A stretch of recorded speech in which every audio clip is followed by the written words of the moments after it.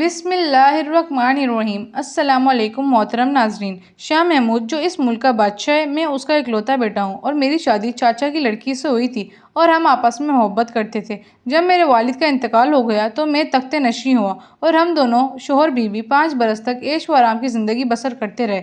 اس عرصے میں مجھے اپنی بیوی کے متعلق کسی قسم کا شک و شبہ نہیں ہوا تھا اور ایک دیانتدار اور شریف آدمی کی طرح اسی کے ہر ایک کام میں اعتماد کرتا تھا۔ چنانچہ ایک روز اتفاقاً ملکہ حمام میں گئی، دوپہر کا وقت تھا اور میں سونے کے لیے لیٹ گیا۔ 2 خواتین جو ملکہ کے ساتھ ہمیشہ رہتی تھی مجھے پنکھا کر رہی تھی۔ تھوڑی دیر کے بعد انہیں لگا میں سو گیا، حالانکہ میں اس وقت بالکل جاگ رہا تھا۔ چنانچہ وہ آپس میں باتیں کرنے لگی۔ ایک بولی، دیکھو ہمارا بادشاہ کیسا خوبصورت اور نوجوان ہے، لیکن ملکہ اس کے باوجود ادنی حبشی غلام سے لگی ہوئی ہے اور اس نیک آدمی کو آج تو کوئی علم نہ ہوا۔ دوسری نے جواب دیا، اس بیچارے کو کس طرح سے خبر ہو سکتی ہے؟ ملکہ جب مویشی سے ملنے جاتی ہے تو اس کو بے ہوشی کی دوا پلا کر جاتی ہے۔ یہ بات سن کر میرے ہوش و حواس جاتے رہے۔ میں اس وقت مثلاً سوتا رہا۔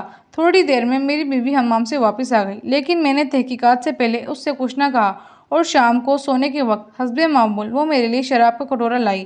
میں سمجھ گیا اسی طرح مجھے وہ بے ہوش کر کے مجھے بیوقوف بنا کے جایا کرتی ہے۔ میں نے گلاس تو لے لیا، لیکن ملکہ کی آنکھ بچا کر اس کو پینے کے بجائے دوسری طرف گرا دیا اور خود سونے کے لیے لیٹ گیا۔ جب ملکہ کو یقین ہو گیا میں بے ہوش ہو گیا ہوں تو اس نے عریاں لباس پہن لیا اور باہر کی طرف چل دی۔ پھر میں بڑی آہستگی سے بستر سے اٹھا اور اس کے پیچھے پیچھے روانہ ہو گیا۔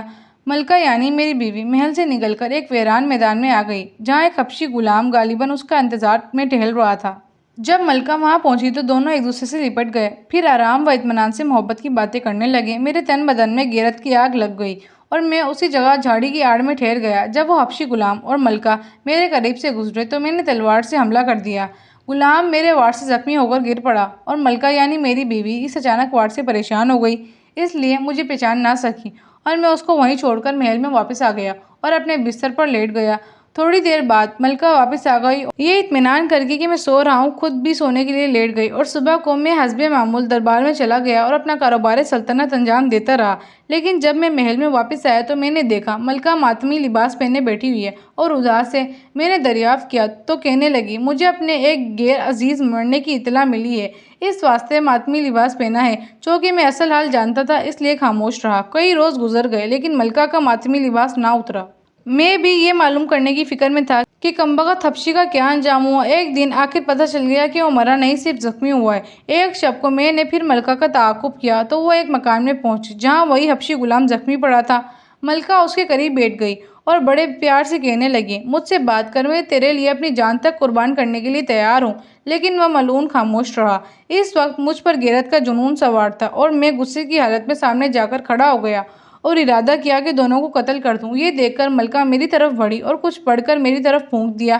میرے ہاتھ میں جس میں تلوار تھی وہ بالکل ناکارہ ہو گیا۔ اس کے بعد کچھ پڑھ کر بولی کہ تو آدھا پتھر کا ہو جا۔ اس وقت میرا نیچے کا دھڑ پتھر کا ہو گیا۔ اس کے بعد مملکت کو جھیل بنا دیا اور آبادی کو مچھلیاں، پھر اس کے چاروں طرف جادو کے زور سے پہاڑ کھڑے کر دیے تاکہ دنیا کی نظروں سے پوشیدہ رہے اور یہ وہی جھیل اور وہی مچھلیاں ہیں۔ وہ ظالم عورت اب بھی اپنے دوست حبشی غلام کے ساتھ رہتی ہے، روزانہ میرے پاس آ کر مجھے 100 کوڑے مارتی ہے اور وہ حبشی غلام ابھی تک تندرست نہیں ہوا۔ جب وہ نوجوان اپنی مصیبت کی داستان بیان کر چکا تو بادشاہ نے اس کو تسلی دی اور کہا، میں ان دونوں سے تمہارا بدلہ لوں گا، صرف تم مجھے اپنی رہائش گاہ کا پتہ دو۔ نوجوان نے بادشاہ کو پتہ دے دیا۔ بادشاہ نہایت احتیاط سے اس مکان پر پہنچا اور دیکھا کہ ملکہ کا محبوب حبشی ایک آراستہ چھپڑ کٹ پر آرام سے سو رہا ہے۔ بادشاہ دبے پاؤں اندر چلا گیا اور حبشی پر تلوار کا بھرپور وار کیا اور اس کا قصہ تمام کر دیا۔ اس کے بعد حبشی کی لاش دوسرے کمرے میں چھپا دی اور خود کپڑا اوڑھ کر کراسی چھپڑ کٹ پر لیٹ گیا۔ تھوڑی دیر بعد پھر وہ بدکار ملکہ آ گئی اور محبت بھرے انداز سے کہنے لگی، آخر پیارے تم مجھ سے کیوں ناراض ہو اور منہ سے کیوں نہیں بولتے؟ میں نے تمہارے انتقام میں تمام سلطنت کو برباد کر ڈالا اور اپنے شوہر کو آدھا پتھر کا بنا دیا اور پھر تم پر ہاتھ اٹھانے کے جرم میں اب تک 100 کوڑے روزانہ مارتی ہوں۔ بادشاہ جو کہ حبشی کی جگہ لیٹا ہوا تھا وہ مریضوں کی طرح بہت آہستہ سے بولا کہ تم اپنے شوہر کو روزانہ مارتی ہو اور اس کی چیخو پکار سے مجھے تکلیف ہوتی ہے۔ میں چاہتا ہوں کہ تم اس کو اپنی اصلی حالت پر لوٹا دو اور ان تمام لوگوں کو بھی اپنے سحر سے نجات دے دو جو مچھلیاں بنے ہوئے ہیں اس جھیل میں بیٹھے ہیں، اور اس مملکت کو بھی اس کی اصلی حالت میں لے آؤ، کیونکہ یہ سب میرے لیے بد دعا کرتے ہیں، اس لیے میں صحتیاب نہیں ہو رہا۔ ملکہ نے کہا، میری جان، یہ کوئی بڑی بات ہے، میں ابھی سب کو ویسا ہی کر دیتی ہوں جیسے پہلے تھے۔ चुनाचा मलका ने शेर का तोड़ पड़ा और हर शे अपनी असली सूरत पर आ गई। वो नौजवान भी मुसीबत से रिहा हो गया। ना वो झील थी ना पहाड़, बल्कि एक आबाद मुल्क रह गया। बादशाह की फौज जो उसके हमरा आई थी खुद बखुद दूर हो गई, क्योंकि ये इलाका शेर की वजह से बादशाह के मुल्क के करीब नजर आता था, वरना असल में काफी दूर था। जब मलका इससे फारिग हुई तो फिर हबशी गुलाम के पास आई, क्योंकि अब तक वो यही समझ रही थी छपर कट पर उसका महबूब सो रहा है, और कहने लगी, मैंने तुम्हारे हुक्म की तामील कर दी, खुदा के लिए अब तो मुंह खोलो और मुझसे बात करो। बादशाह जो हबशी की जगह लेटा था उसको करीब आने का इशारा किया। मलका जैसे ही उसके करीब आई तो उसने तलवार उठाकर उसका सर काट दिया। उसके बाद बादशाह वहां से निकल गया और उस नौजवान को तलाश किया जो यहाँ का बादशाह था, और उसको हमरा लेकर दोनों की लाशें दिखाई। ये देखकर शहजादा कदमों में गिर पड़ा और बहुत शुक्रिया अदा किया। कुल रियाया को हालात का इल्म हुआ तो सब ने खुदा का शुक्र अदा किया और बादशाह के ममनून एहसान हुए। उस काम से फारिग होकर बादशाह अपने मुल्क की तरफ रवाना होने लगा तो उस नौजवान शहजादे ने भी साथ चलने की दरख्वास्त की और दोनों बादशाह दारुल हुकूमत की तरफ रवाना हुए।